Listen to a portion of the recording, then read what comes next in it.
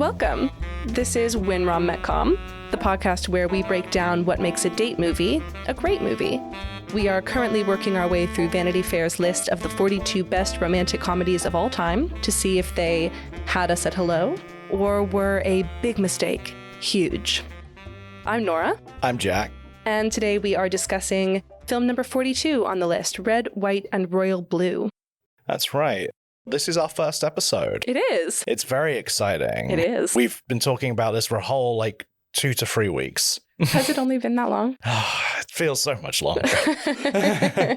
Time with you, Nora, always feels slightly longer. Ouch. It's not true. I love you. Okay. But yes, we are two friends who love romcoms.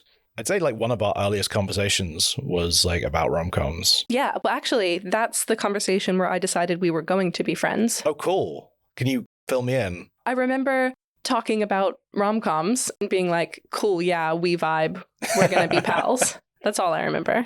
I remember texting you, you gotta see No Hard Feelings. And you're like, I want to. I probably won't, though.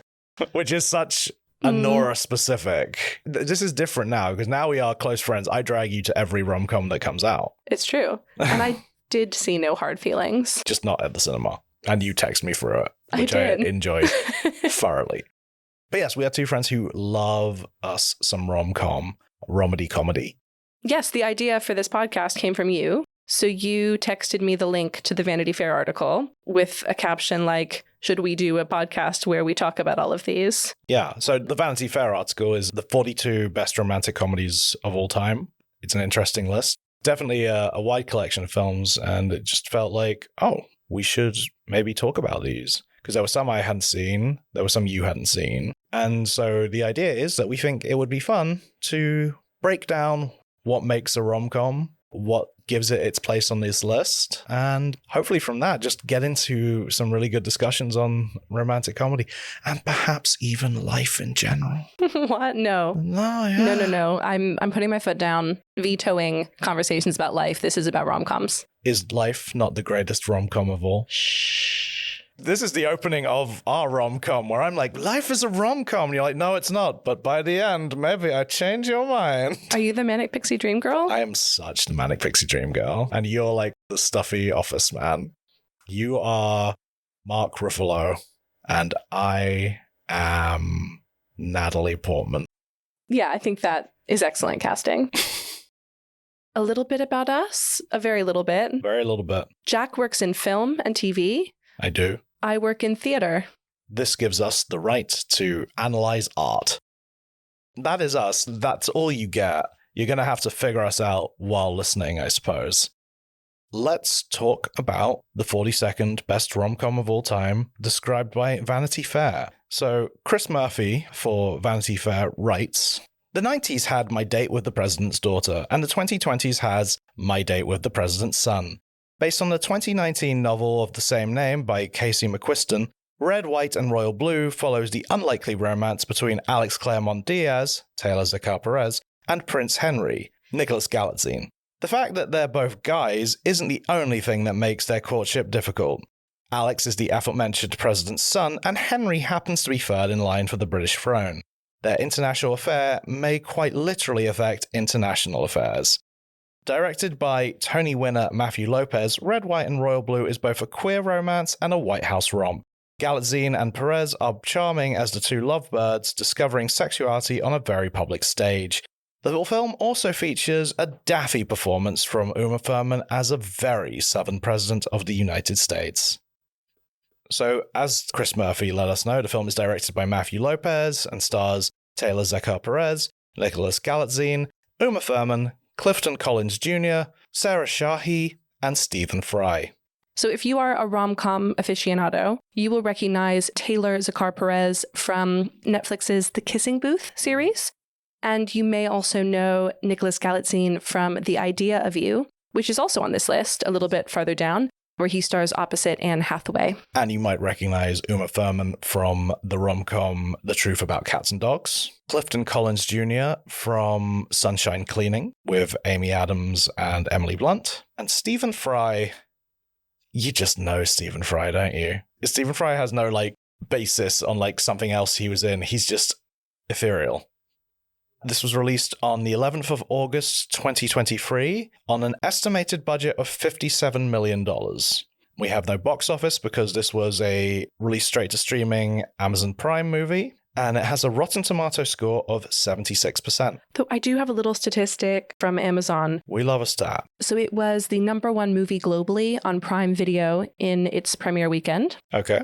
It was among Prime Video's top 3 most watched romantic comedies of all time, which I assume it was number 3, or they would have said top 2 or top 1. And is that romantic comedies that Amazon Prime have produced?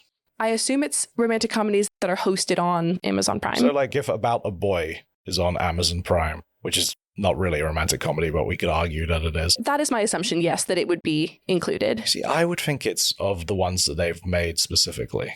The source of this was a Deadline article, and they specified that Amazon wouldn't disclose what the other 2 films in the top 3 were. If they had, we would be able to answer this question probably. Very suspicious, Amazon. Extremely suspicious behavior. Well, the Romcom detectives are on your case. So, let's talk about the movie. You hadn't seen this movie before. Right, no, so had you seen it? No, I'd never seen it. Okay, I had also never seen it. I knew about the movie because my old flatmate watched it when we were living together, and she was positive on it. I remember when it first came out and there was like a huge amount of buzz around it. It was the same kind of buzz you get around things like The Summer I Turned Pretty or, you know, those kinds of streaming releases. I sort of put it on my list, but then never got around to it. And I'm really glad that I have now.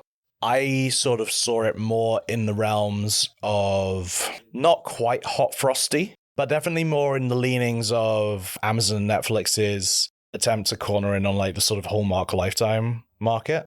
Particularly the poster gave me that vibe. So I was sent a few invites to test screenings for this movie. Fancy. Oh, I know, right? I looked at it and I was like, I do not recognize these 2 leads. I had not seen The Kissing Booth, nor had I seen The Idea of You because it had not existed at that point. The Idea of You was not even an idea at that point. It probably was. It probably was. But yes, your joke stands. Yes, thank you. Do you wish you had gone to the test screenings now that you've seen it? No, because I honestly think I saw it in the best possible way. With me? Yeah. Yay. Yeah. As much as I am fully on board for the in-cinema experience, and I do believe that rom-coms are best watched with an audience. Like, you and I went to see Bridget Jones' Mad About the Boy together, and it was such a delight to watch it with a packed crowd because you had people eyeing and laughing and even like getting, you know, emotional, and you don't always get that.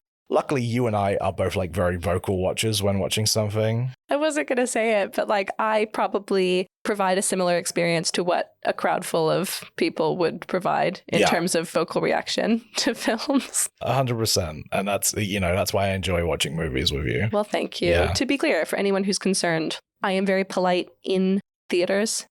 Nora famously thinks I hate her when we watch movies together. It's because you do. You're a very intense movie watcher. And the first several times we went to see a movie in a cinema together, I just went cold. The banter, the chemistry, the like good warm vibes between us as friends just kind of were sucked out of the room. Yeah, because we were watching The Color Purple. Was that the first I think that's the first film we saw together. But no, you're like that for everything. For everything. Yeah, although you've stopped now because you make a conscious effort to like occasionally throw me like a little smile and a nudge. I hate you.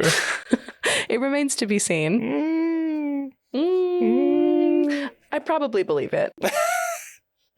So let's talk about...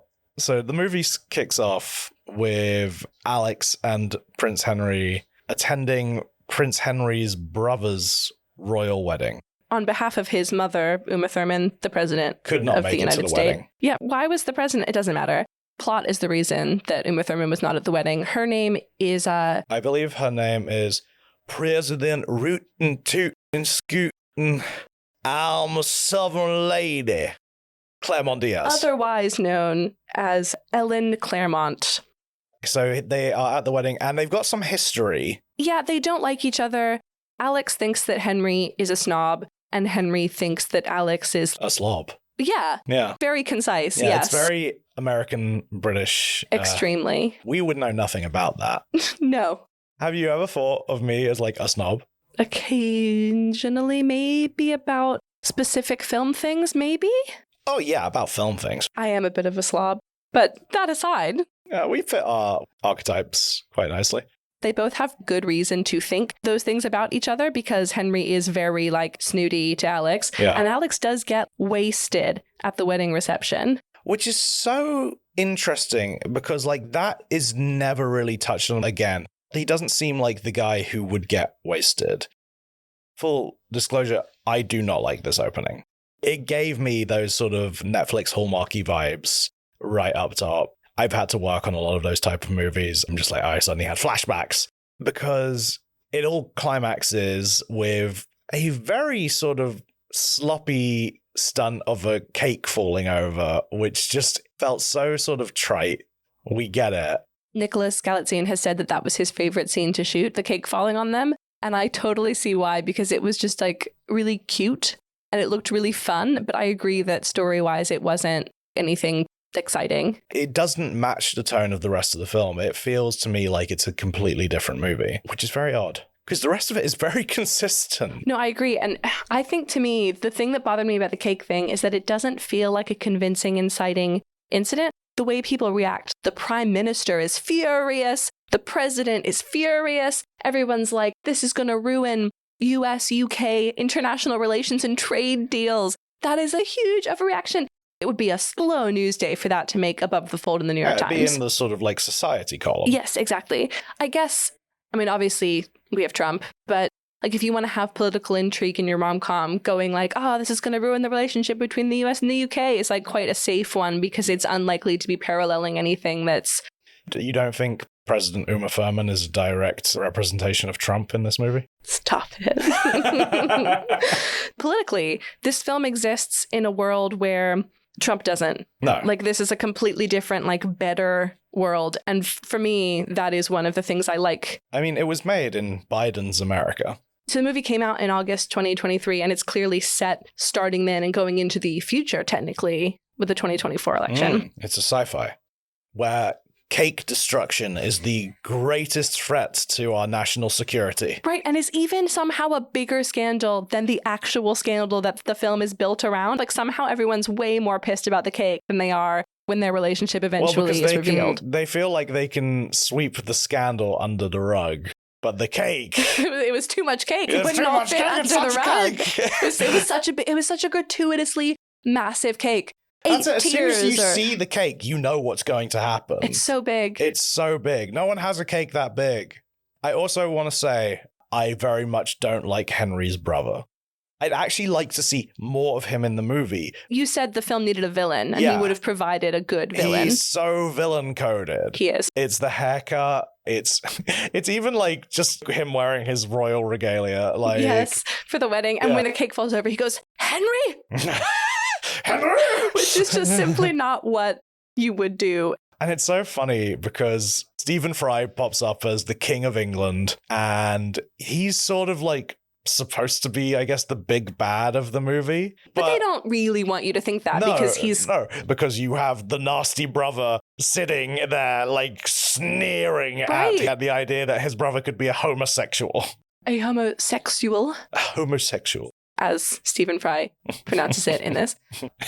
After the cake falls on them, we cut right to the credits, which features the song Bad Reputation by Joan Jett, also famously used in 10 Things I Hate About You. Also, the opening credits music for Freaks and Geeks. And I believe a cover of it is used in Shrek when Shrek is fighting Farquaad's knights. Love that. So at the moment, this film, you know, it's relating to the Shrek fan in all of us.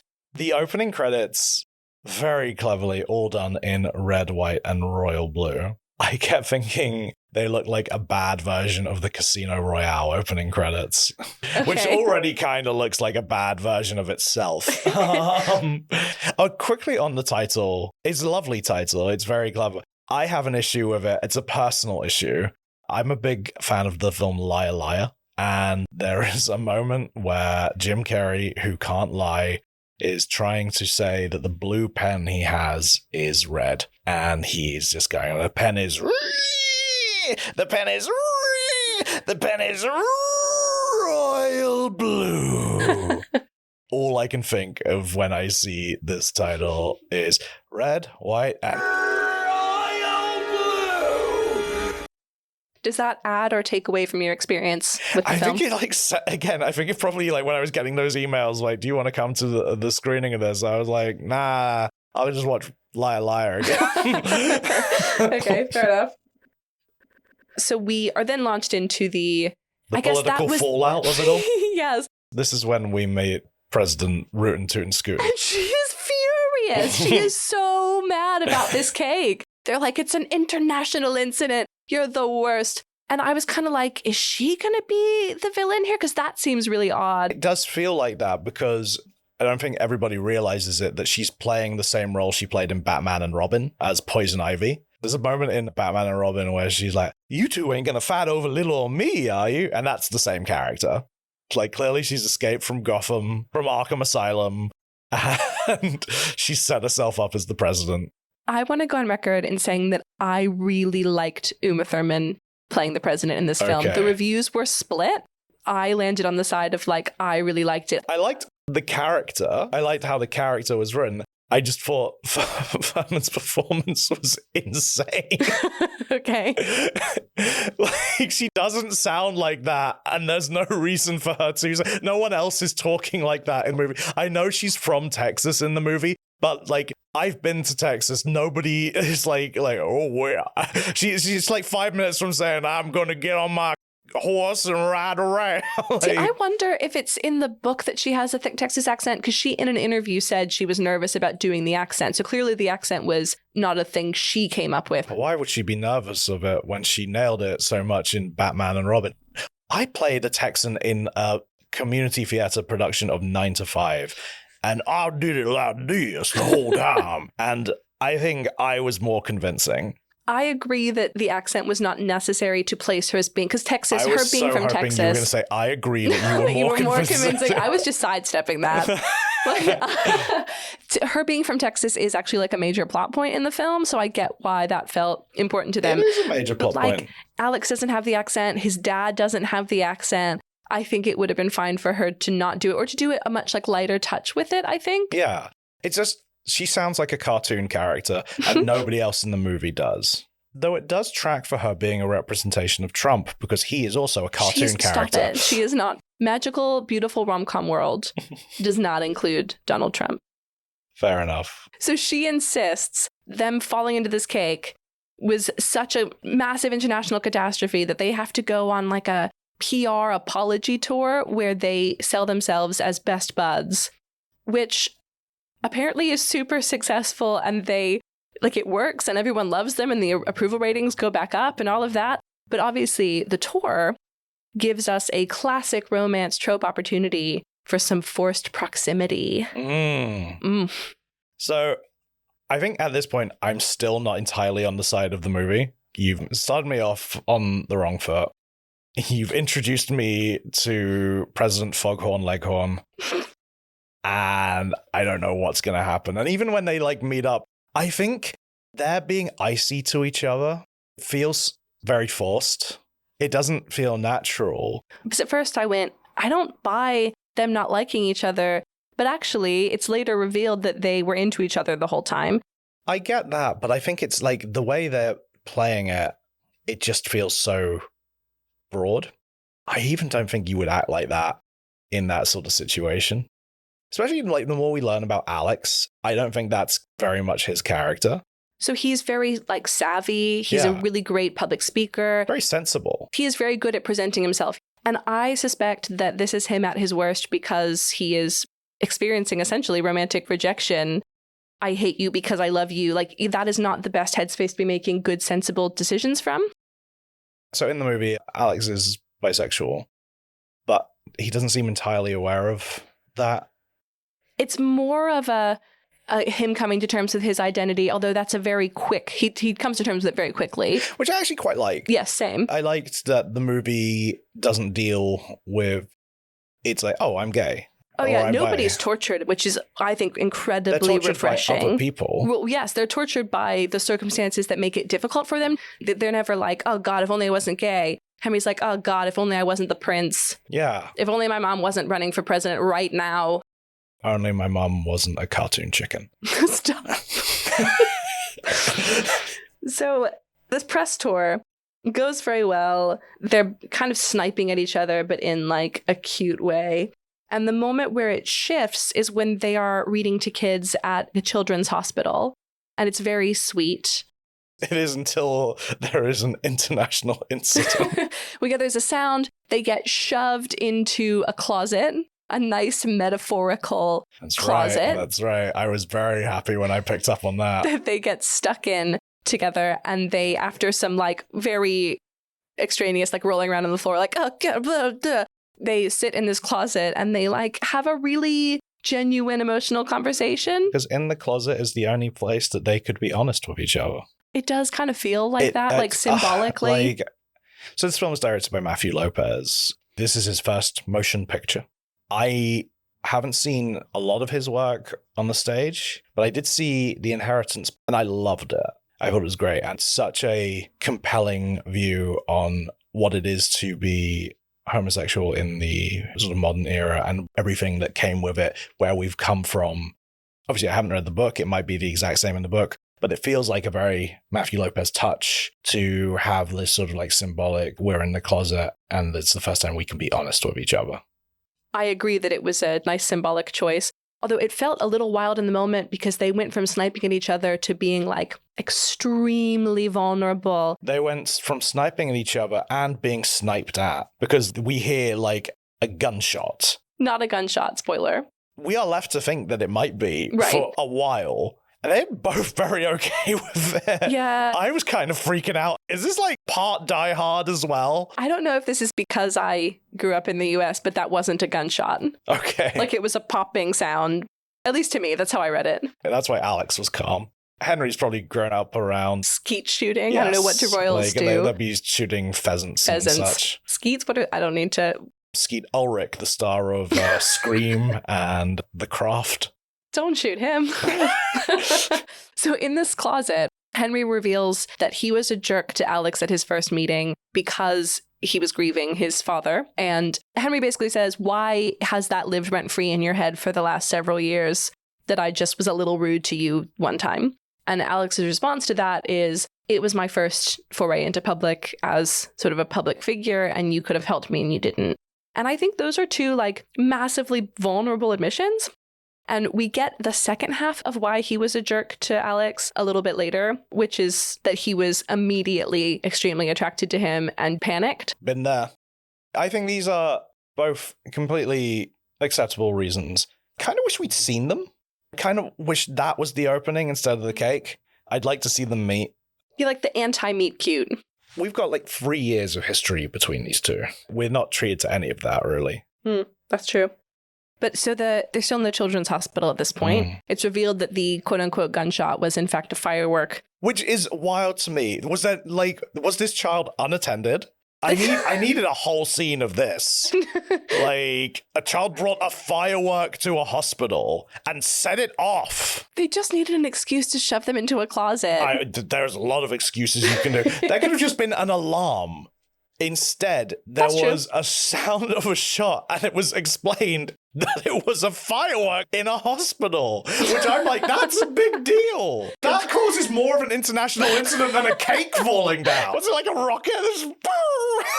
After this incident has been neutralized, we have this very, very sweet scene where Alex is watching Henry talk to a child, like away from the cameras and away from the photo ops. And my favorite rom-com trope is one half of the couple looking at the other one when the other one doesn't know they're looking. Inject it into my veins. This is where the movie starts winning me over. Exactly. They bond in the closet. They have their little hospital moment. Nobody gets shot. They go their separate ways after their PR tour, but they start texting. And this is the high point of the movie for me. Something that's very prevalent in film and television these days is how to represent on-screen activity, because you don't want to just show a phone screen. This film does it really nicely. So well. It's really inventive. These two characters are very far away from each other, a whole ocean away.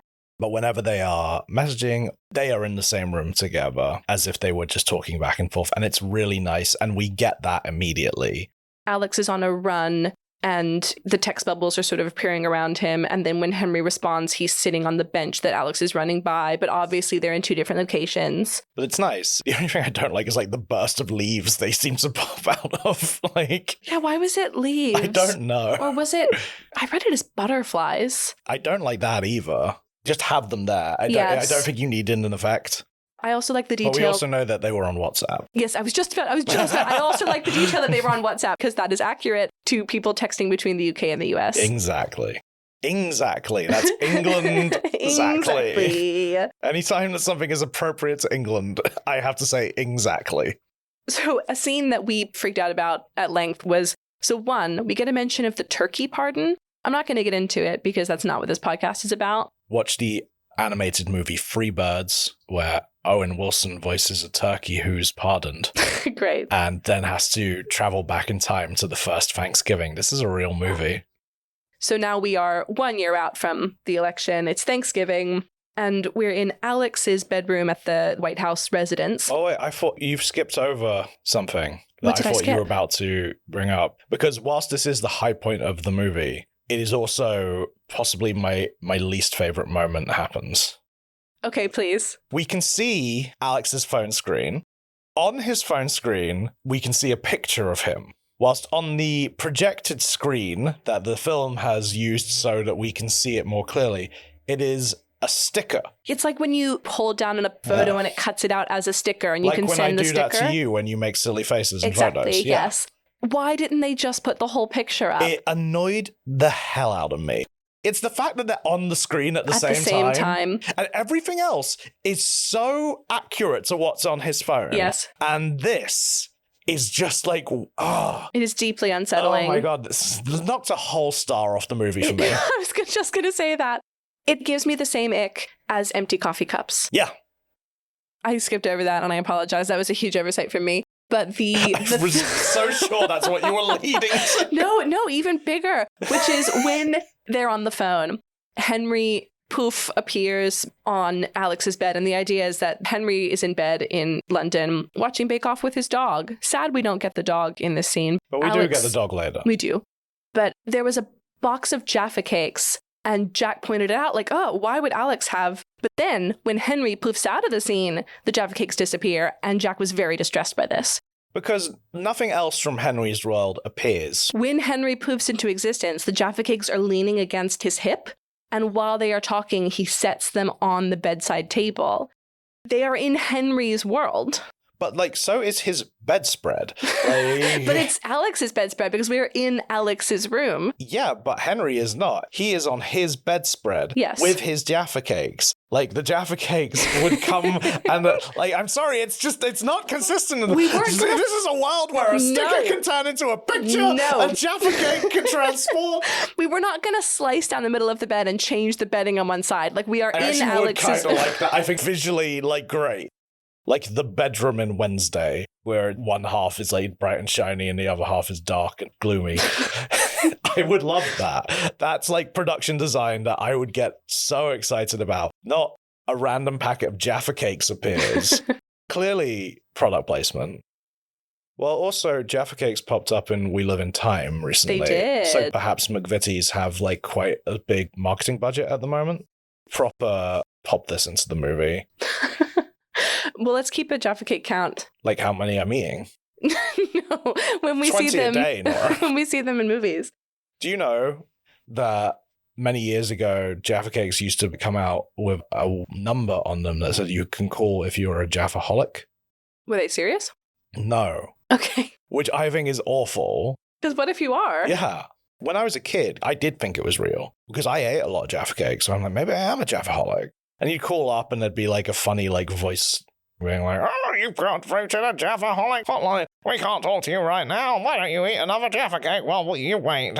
Something like that. And yeah, I think it's appalling, to be honest. I think it would cause more of an international incident than a cake falling down.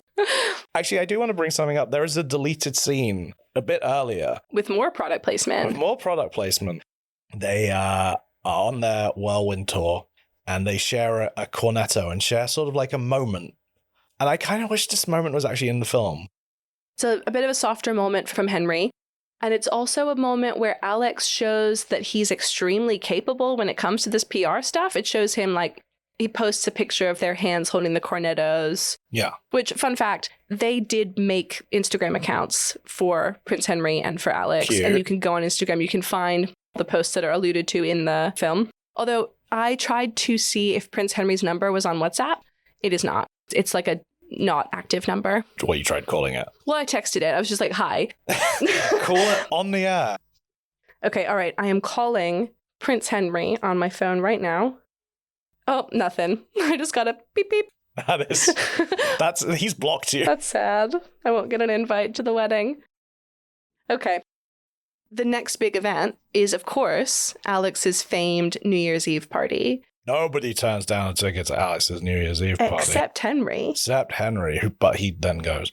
It is hysterical to me that the first romantic locking eyes across the room moment happens to Get Low.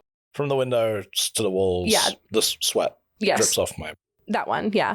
They're at this party. The song comes on. Alex goes, this is the song of my childhood.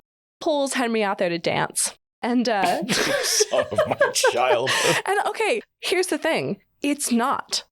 In the book, Alex Claremont Diaz is supposed to be 21 years old. Mm-hmm. In the film, it is clear that he is more like 23 to 25. So he would have been born in what? Let's say 1998, 1999. He would have been 3, 4 when Get Low came out. It still could possibly be the song of his childhood. I have a question for you. What other romantic comedy uses Get Low prominently? I have no idea. Oh, I mean, you might not have seen it, but it was a big one. Can you give me a hint? It came out in 2009, was a big hit. A-list lead actress. This actress also wins Best Actress at the Oscars that same year for a different movie. And her partner in this movie is a slightly younger actor who did a lot of romantic comedies and now does superhero movies. It is a rom-com about deportation. The Proposal. Yeah. Sandra Bullock marries Ryan Reynolds to be able to keep her job. Yeah. No, I haven't seen The Proposal. Okay. So she runs into Betty White in the forest, who's like connected to the earth and is like doing like a sort of like shaman chant. She's like, from the windows to the walls, the sweat drips off my... Excellent. Well, okay. So it is also used in an iconic way in this film.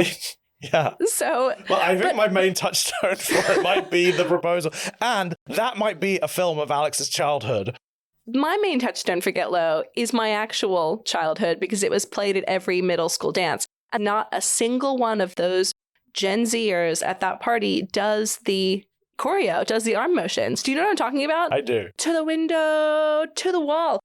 Obviously, this is an audio format. Nobody can... I don't know. We have video. I could upload that lovely little... Please don't. The version you just did there. It's quite gifable. I assume they chose the song for this reason, is when everybody does the, like, Get Low, our two heroes lock eyes across the sea of bodies, and the music cuts out and it goes to sort of, like, soft, nice scoring, and they have this, like, It should have been like a romantic remix. It should have. But the other great thing about this scene is that Henry hears the lyrics and goes, did he just say, till the sweat drops down my balls? I don't know. I don't think this song is playing in like the palace. I don't think so either. He's right. Those are crazy lyrics. This also brings us full circle to Skeet Skeet, motherfucker. Skeet Skeet. Goddamn. Goddamn. Skeet Ulrich. Skeet shooting. Skeet Skeet. Maybe when I got to that bit, he went, Skeet Skeet. Yes, I understand. Forgot about Skeet Skeet. I think you need to explain Skeet Skeet. Google it, kids. In the same way that Henry calls Alex a bell end, and Henry says, look it up. I will advise you to look up Skeet Skeet. One thing I want to bring up, again, I'm just jumping back. When Alex doesn't like Henry, one of his main reasons is that he's not 6'2". It's not that he's not 6'2", it's that he thinks he's lying about being 6'2". Well, guess what? He's a fucking liar. Because Nicholas Galitzine is only 6 foot tall. So Alex is right. Well, yeah, lots of people lie about their height. Not me. I'm 6'2". I've just written like a lot of dick measuring going on. Oh, a huge amount of dick measuring. Because actually, at one point, there's a couple lines that Alex says that I don't know what they mean. And one of them, the first one is, my NDA is a lot bigger than yours. Notable dick allowance. What? Is that a thing? No. So at one point later, it's discussed that if they're going to have a one-night stand, they should have that person sign an NDA. So the idea of like an NDA to sleep with me, my NDA is bigger than yours, it sort of implies like, because I'm more important than you. I mean, there are some lines in this motion picture that aren't great.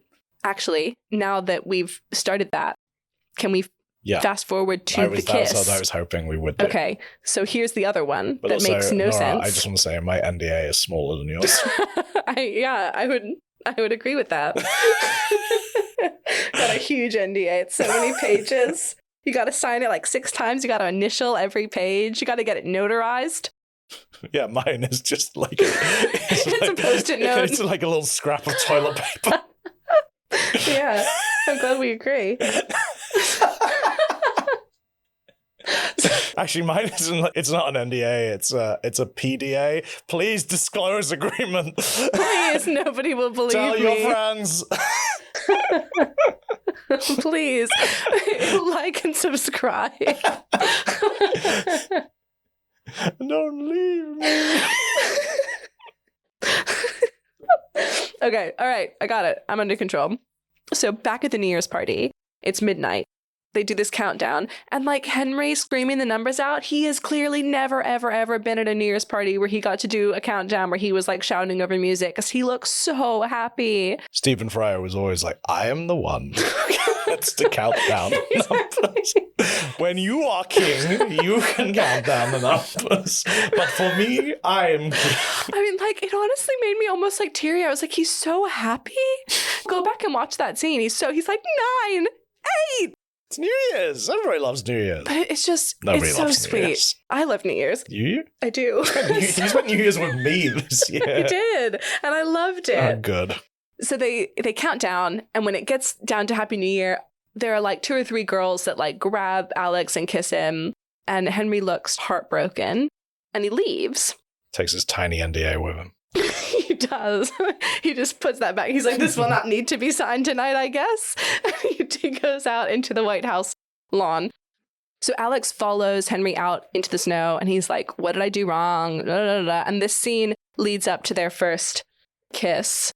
I rewound it and watched it like 10 times yesterday because of the next scene where Alex goes back to the White House offices to find Nora, his best friend, not me, who is in a drinking game with the rest of the campaign staffers where they're watching the presidential debate.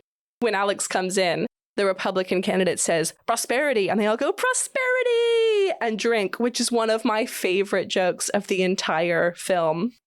So Alex reveals that he's had this kiss with Henry, and she says, did you like it? He replies, he grabbed my hair in a way that made me understand the difference between rugby and football. Do you remember what I said when we were watching this scene? I remember you laughing. I think you made me rewind it. When he said he grabbed my hair in a way, I went, oh, this is going to be a good That's line. Right. You were like, this is going to be like, you had me from hello. Like, yes. I was expecting something just really, really sexy. And then it ended with, that made me understand the difference between rugby and football. And I just lost it. It's like, what does it mean? Now, so you and I have a difference of opinion here because you think that line is supposed to be funny. I do. I don't. I think they wrote that line. They thought, that's really profound. And it's not. Well, the only problem I have with the line is not actually about the line at all. It's the fact that I went back and watched that hair grab. And it is a very lackluster hair grab. Like, it's a great kiss. It's an excellent kiss. But there are some good hair grabs. By the end of that film, Alex understands cricket. He understands badminton. He understands polo. He's like, I get what schoolhouses are now. I know who Paddington is. I'm going to go measure something with the metric system. But that first one, it didn't warrant that line for me. Nothing warrants that line. That line is ridiculous. It is ridiculous. It's ridiculous. In a way that I like. Do I like it? Yes. Do I think it was serious? Yes, I do. And do I think it works seriously? No, I don't. I guess go back and watch his face after Henry walks away and see if you think that's what he's playing in that moment. Do you think he's like, rugby? Now I get it. Wow. It's a scrum. But this is sort of the beginning of like what plays out throughout the rest of the movie. He ghosts him because he is like Prince Henry III belongs to England, not to himself. That is the conflict of the film. That Henry is in a love triangle with Alex and the British monarchy. I agree. That is my thesis. That is the plot of the movie, yes. Oh, come on, that was cute. It's a love triangle. It is. It is. Don't cool story bro me when I make a good point. You're a monster. It's too hot for good points. It is really hot. It's also actually around this time that I noticed that Sailor Cigar Perez bears a striking resemblance to young Al Pacino. He does. And like in the best way possible. Yeah. I was feeling it. I want him to play young Scarface. Not that I have much interest in a young Scarface movie, but I feel like he could do it. So yes, the film carries on from this point. It's less of a will they, won't they, and more of like a could they, should they. Yeah, because they will. They will. They certainly will and do. Yeah. But can they really? This is also backed up by a smarmy journalist from Alex's past. This is important because Henry is not the first man that he has been with. He says he hooked up with one guy in high school and one previously was this journalist. Yes. So he maybe has not identified as bisexual until this time. And later on, he comes out to his mom. And she says, darn tootin', I've always wanted a gay son. She handles it perfectly, she does which handle I it really thought nice. that the parents, I thought that was going to be a source of conflict because of how angry she is about the cake. The cake thing is a big deal. Apparently. We talked about this when watching it, is that this situation is not such a big deal for Alex. It is for Henry. The only conflict Alex has is the situation that Henry is in. He is worried about the effect on his mom's campaign. In the scene where they do eventually break up, it's because he says to Henry, hey, when the election's over, I can walk down the street with you hand in hand and it won't matter. And Henry's like, the fuck? Yeah. This is a life sentence for me. The conflict for me does not stop when your mom gets reelected to office. No. So this leads to them breaking up. Although, intervening, we have some really, really sexy, we do have some nice, steamy sexy scenes. It's nicely sexy as well. Like, I would like him to hold me. And we have some, like, fun moments with people finding out. It's when the Secret Service catches them, and she opens the door, and they, like, break apart, and Henry, like, pretends to be, like, looking at a shelf of books. That was my favorite moment. That was a great visual, like, gag in that he looked at books like it was President Uma Thurman looking at books, because it looked so cartoonish.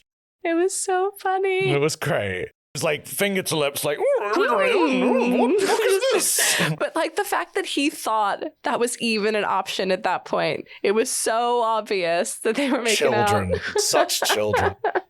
But yeah, Zara finds out, and she's great. The deputy chief of staff, she's really great. I want a Zara spinoff. Yeah, it's called The West Wing. Right. Which Taylor Zakar Perez said in an interview that he's a huge fan of The West Wing and that he thinks Matthew Lopez, his style is a bit Sorkin-ish. And I can see that. They do go on a walk and talk at one point. They do. I hope Matthew Lopez's next film is a sort of gay romance between two sketch show performers to follow on his Aaron Sorkinism by now doing a Studio 60 riff. Sure. Yeah. Why don't you write to him? I will. Dear Matt. And yes, so this all sort of builds to a romantic scene set at the V&A. I made a list of my 5 top funniest moments and my 5 most like romantic, sexy, sweet moments. And all of my funniest moments have been listed. One of the romantic moments I listed was when they get caught by Zara and she asks who knows. And they say, oh, no one but you. Oh, and the Secret Service. Oh, and Percy and Nora. And Henry says, oh, I told my sister and she's really happy for us. Yeah, that's sweet. So sweet. Dancing in the V&A was also on my list. That's, one of, I'd say, iconic moment of the movie. Though you complained that their dancing wasn't good enough. Well, no, because the way it first started was a kind of like middle school dance, hands on the shoulders shuffle. But then they got closer and they were sort of cheek to cheek. And that was very nice. It made sense that it was like that to begin with, because it was a very emotional moment. I've just bared my whole soul to you, and now I'm just going to hold you. It moved very quickly into a much nicer dance. One day when you're in love, Nora, you'll understand. One day I'll understand. One day. I'm dancing in the V&A. Yeah. One of my favorite things is that Henry says that he is a world-class insomniac, and every scene where he is sharing a bed with Alex, he is out like a light. That is nice. It's very cute. I really buy the love story in this. 100%. That is my favorite part of it, is I completely believe these two are knocking boots. Yeah. So after this, their emails to each other have been leaked. It's never specifically said who leaks them, but it's heavily implied that it's evil journalist. Yes. They break up because Alex doesn't realize the seriousness of Henry's situation. They get back together and sort of agree that they're going to take it slow and respect Henry's boundaries around going public. But before they can really navigate that for themselves, these sexy emails they've been exchanging get leaked. And also CCTV footage of their little dance at the V&A. And it is unclear whether they have sex in the V&A. I think they do not. Okay. Because that would be a much bigger story. I don't know. It's a world where cake is the world's leading story.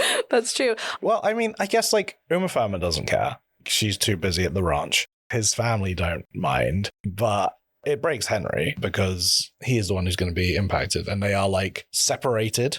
Yeah, they're not allowed to speak. They confiscate Henry's phone. Yeah. So this is the point in the movie where you and I sort of went, is this a rom-com? Because it was so deeply, deeply sad. And on a second viewing, I do think it is a rom-com, but I was just so heartbroken for Henry. And I think probably a lot of that has to do with my feelings about the monarchy. People born into royalty have oodles of privileges, but they do not have any rights. He even says in the film they're not allowed to vote. His phone gets taken away. He gets put on house arrest by his family because he was caught sending some sexy emails. The whole thing is completely awful. And on a second viewing, knowing that it turned out all right, I was able to relax. I assumed it was going to turn out all right when we were watching it the first time. It's hard to know. It is hard to know.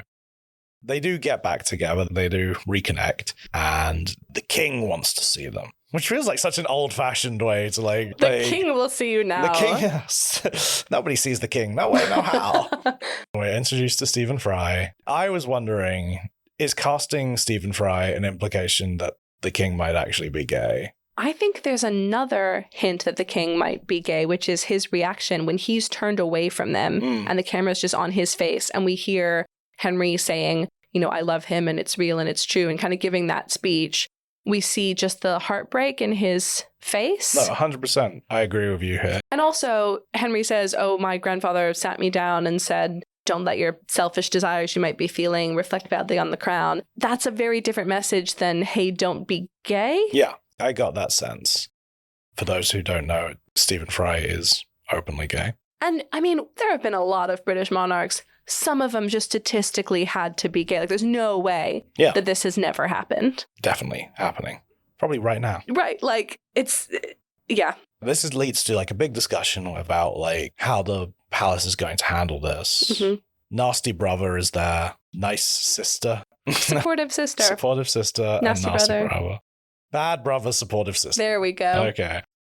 Bad brother is definitely we said this earlier, he is there to just be I am homophobia. Yeah, he is bad. Down to the haircut.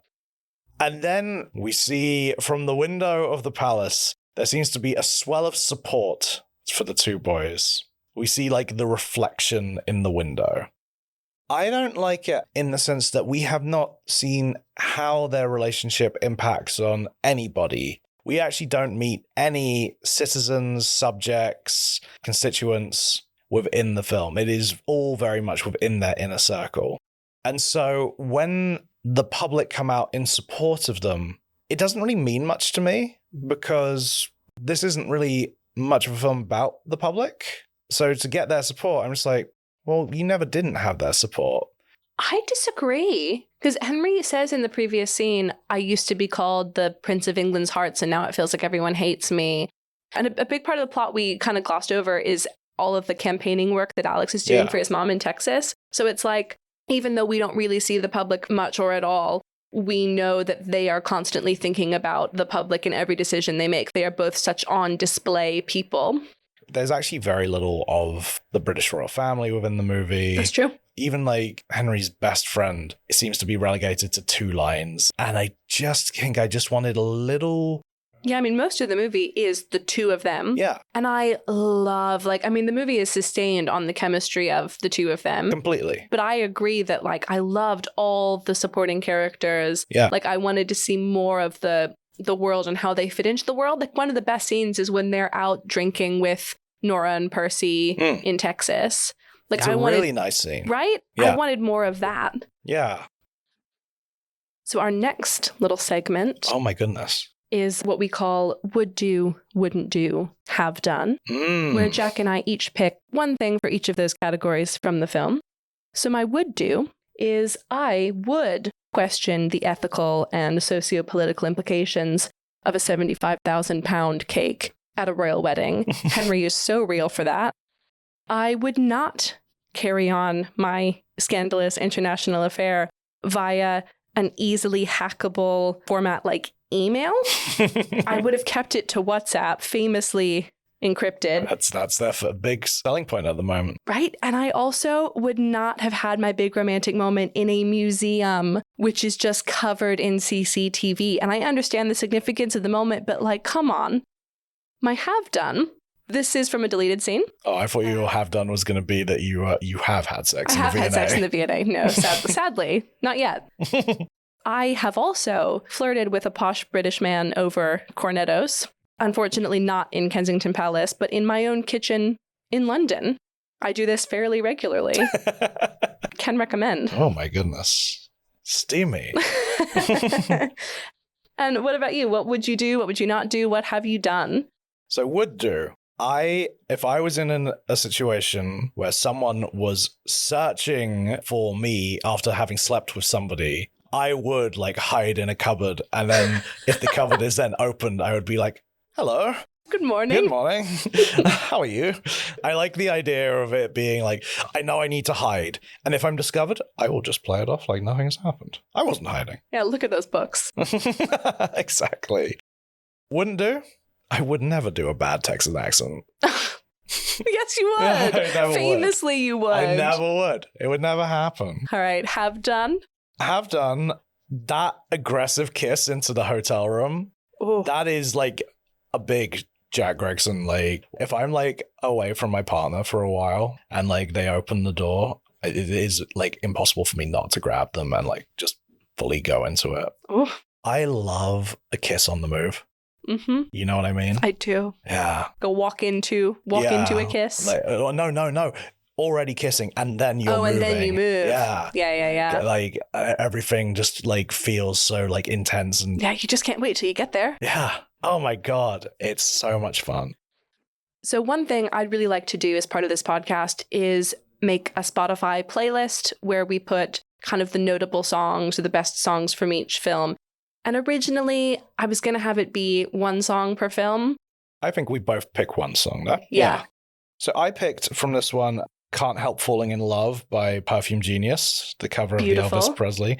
This is the song that plays while they're dancing before they have sex in the V&A. They do not have sex in the V&A. We don't know that. But I agree, that's a great choice. It sums up the movie very nicely. The themes and the lyrics are Can't Help Falling in Love with You. It's a beautiful song already, and I think this cover is really nice.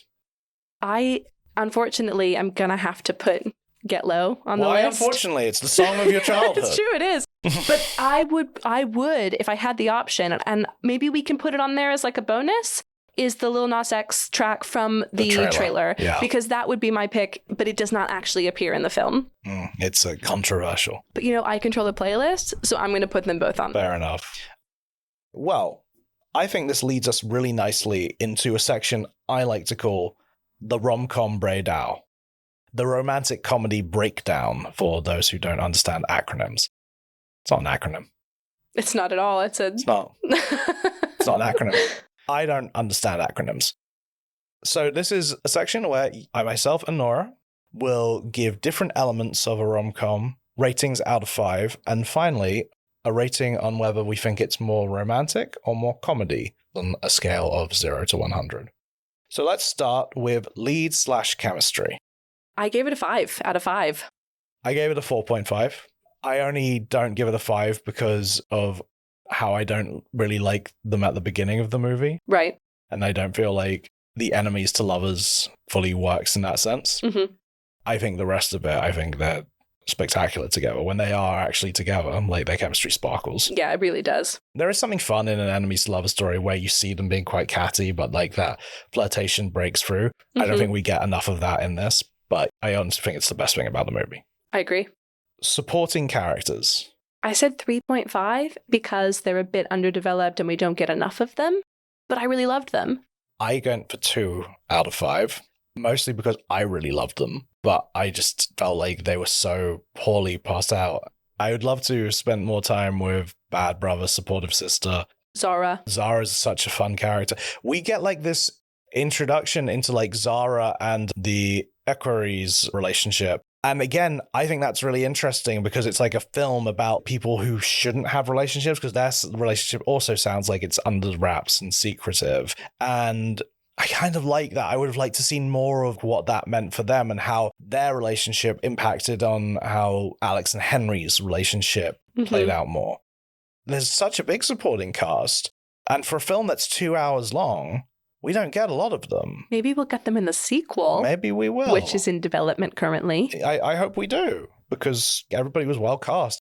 Like, I think the girl who played Nora was really charming. Just as charming as the real Nora. Story. I said 3.5. I said 3. I like the story. I do feel like at 2 hours long, we do get repeat like a lot of the same beats, but it's an original and it's cute. It lost the 1.5 for me for some of the, like, why is the cake such a big deal? You know, like, what is going on? If it's that big a cake, it's going to be a big deal. So, the final question is, on a scale of 0 to 100, 0 being fully romantic, 100 being fully comedy, where would you say this film lands? 50 is the perfect balance of romance and comedy. Yes, you're equally in love with the characters and you're laughing appropriately. I decided not to overthink this too much and just kind of pick a number. And I went with 30 because I think it does skew towards... You're giving me a look. Did you also pick 30? I gave it 30. I mean, it is funny.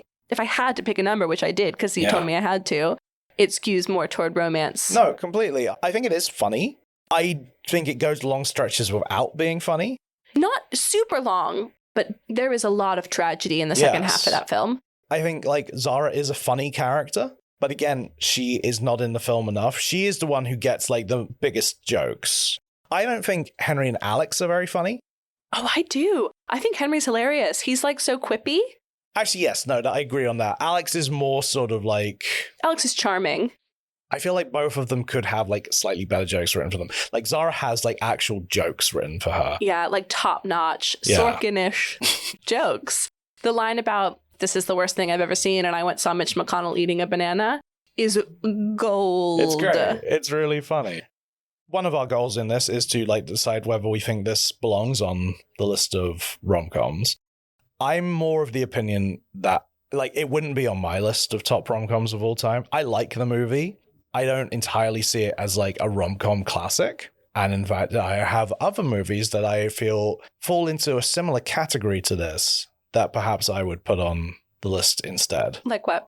Love, Simon, which is a young coming-of-age, coming-out story from director Greg Berlanti, who is the producer of this movie. I think that's a really funny, charming movie that doesn't obviously have, like, the international baggage of it all, but is really, really nice. I'm very pro that movie. Bros, which is a sort of classic rom-com style gay love story from Billy Eichner. I think that's a really funny movie, and I think the romance is top-notch.